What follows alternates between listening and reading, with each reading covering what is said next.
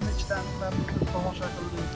Yangidan qurilgan maktablar, bog'chalar, o'quv markazi, asosiysi eng chiroyli qilib o'quv markazlari, mahallani fuqarolar uchun, ya'ni mahallani raislari uchun yangi borayotib mahalla binolari qurilganlari, madaniyat markazlarida qurilganlari, eng katta tahsinga loyiq bo'ladiganlar, yangilarni o'zimiz ham yangi hayotga kirib ketganlarimizni tasavvur qilyapmiz.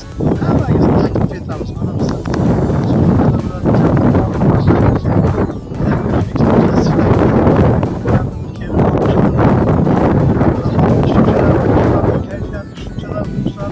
har shanba yakshanba kunlari mana yangi binolar oldida shou konsertlar tashkil etilyapti.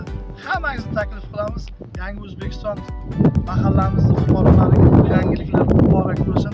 Hammangizni kutib olamiz.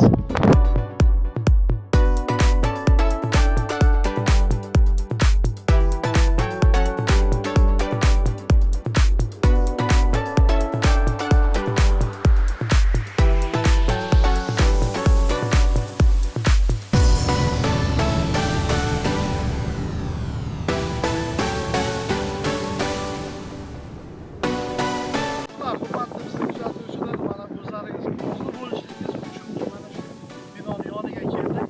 Mana hozirgi kunda Surxondaryoda Jamg'arma tumanimizda mana shu cho'l zonasida ochilgan yangi O'zbekiston masjidi, ya'ni yangi O'zbekiston mahallasi barpo etilgan yangi yashil bog', ya'ni savdo markazi. Uni uzunligi 400 metrdan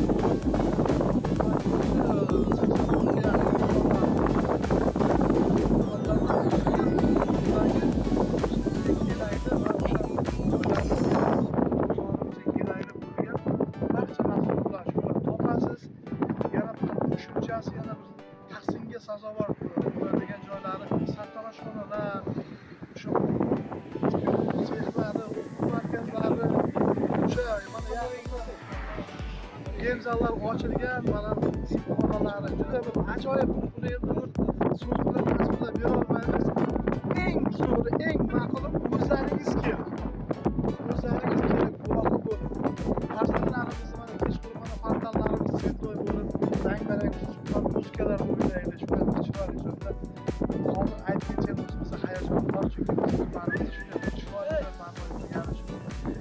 Iloji bo'lsa o'zlaringiz kelib bir tomosha qilsalaringiz, o'zlaringiz bahosini berasizlar. Ketdik.